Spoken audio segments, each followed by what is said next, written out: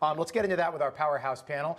Joining Allison and me this morning, commentary editor with the Washington Times and Newsmax contributor Kelly Sadler, and National Advisory Board member and principal of Red Tail Strategies podcast host Christopher Arps back with us this morning. Panel, great to have you on. I want to dive right into the CDC statement that came out yesterday, and just a reminder of how political the CDC has become here. They're doing this in lockstep with the DOJ and the Biden White House. The CDC has asked the DOJ to proceed with an appeal in the Health Freedom Defense Fund.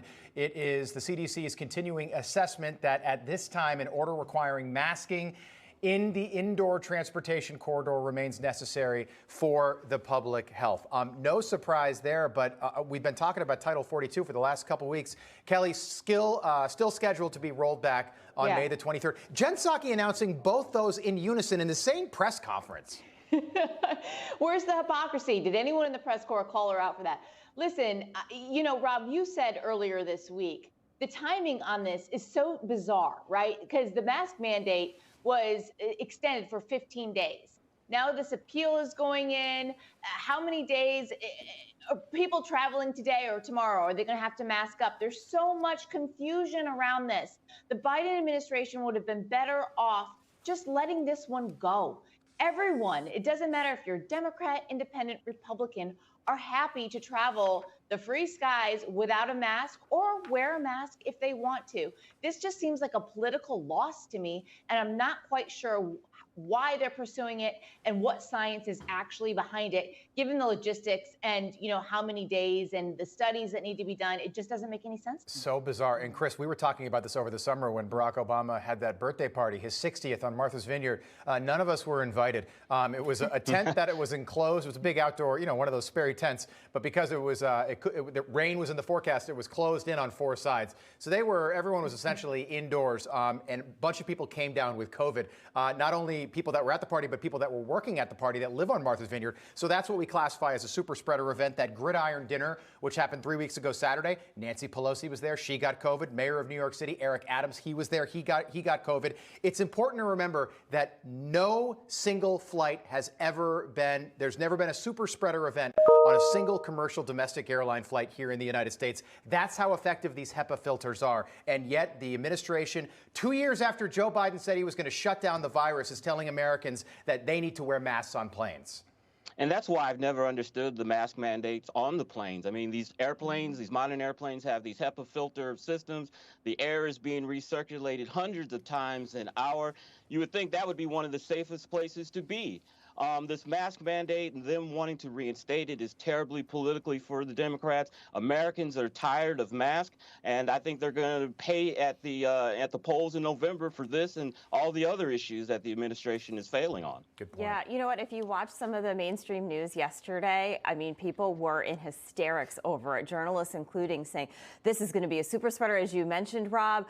There were doctors on there saying that this is just a horrible mistake, and I don't know what they're thinking. But if you watched any of those videos when that announcement was made, there were several airlines that people had video when they made that announcement. People were clapping. People were excited. We've seen journalists interview people at airports. They said, finally, I can take off my mask. So I'm not sure where the administration thinks this is going to work for them when, if they look at what's important to Americans, inflation, the war, the border, all of those being so important, and COVID, Americans, look, a lot of Americans say we're just going to have to deal with it. And the other thing, too, there's diseases that people are immune compromised. There's other diseases that they are susceptible to. It's not just COVID. Did you? So I was watching, Chris, hold on one sec. I was watching Norah O'Donnell last night. Well, my mother is visiting my kids. So she had Norah O'Donnell on, and we're in the family room watching. Norah O'Donnell had, Allison, to your point, an immunocompromised person who had traveled, looked like he was somewhere tropical, looked like Hawaii. I didn't catch that part of the story. This is the nightly news last night. Instead of presenting this story from both sides, they have this person who's immunocompromised who just got on a plane and flew somewhere and now feels like they are stranded because other people on planes won't be required to wear masks. And I'm sitting there thinking to myself, here you are, the nightly news. You know, she's in the same chair that Walter Cronkite once sat in over there on CBS. And I'm saying to myself, what?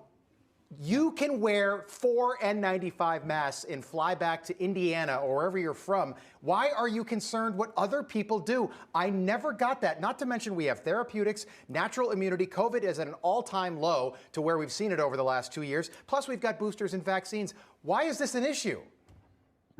And Rob, I think another thing that influenced the CDC and the administration's decision was that morning consult political poll that came out yesterday Yeah. that showed that 59% of Americans want the mask mandate to stay in Do place. you believe that poll? What do they poll? I've got that flagged. I have that At all. flagged, Chris. Yeah, you're right. It was that AP Morning Consult poll. What do you make of that, Kelly? Because I'm looking at the Monmouth poll from a week ago where 70+% of the American people said they don't want masks on planes. That poll came out 1 week ago.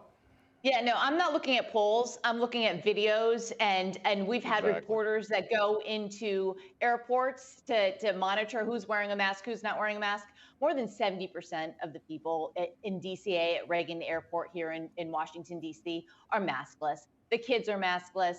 No one wants to wear a mask. Now, they might say one thing for a poll, but they're acting completely differently. Days. I feel bad for this U.S. District Judge Catherine Mizell, coincidentally from Lakeland, Florida, which is Ron DeSantis' hometown. Trump appointee, 35 years old, young, attractive, used to clerk on the Supreme Court. Look, she's qualified. Just because she didn't go to Harvard Law doesn't mean that she's not qualified. She's 35 years old. She's old enough to run for president. Okay, AOC, who people say might be a candidate in 24 if Joe Biden doesn't run again, right now is not old enough to run for president. She will be come November 24, but she's not right now. This judge is perfectly qualified to make this type of decision. A 59-page decision, which I guarantee you the majority of people that are criticizing her have not read. But Simone Sanders used to work for Kamala Harris, the vice president. She says that the CDC is not overreacting. Take a listen.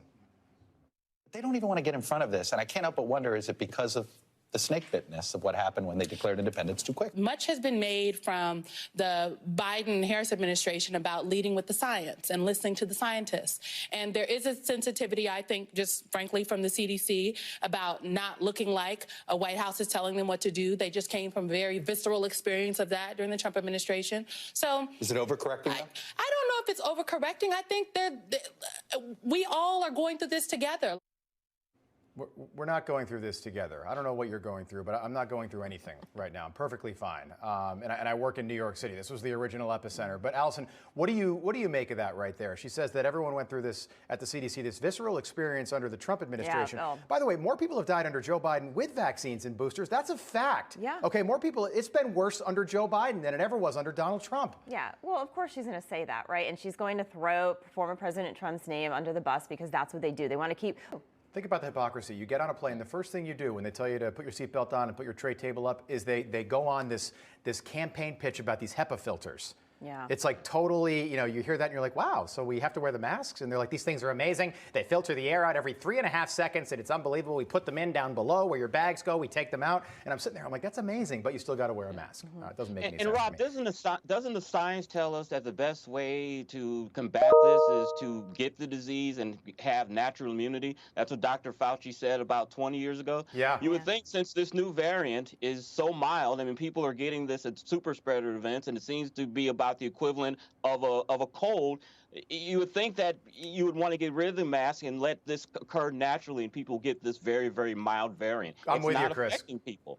I'm with you, and I'll tell you what, if you don't think natural immunity works, look at what's going on in Shanghai right now. This is a population that largely hasn't been exposed to the coronavirus. Look at what's happening in Shanghai right now, if you don't think natural immunity works. Good point. Panel, we'll leave it there. Pick this back up top of the hour. Kelly Sadler, Christopher Arps, appreciate it.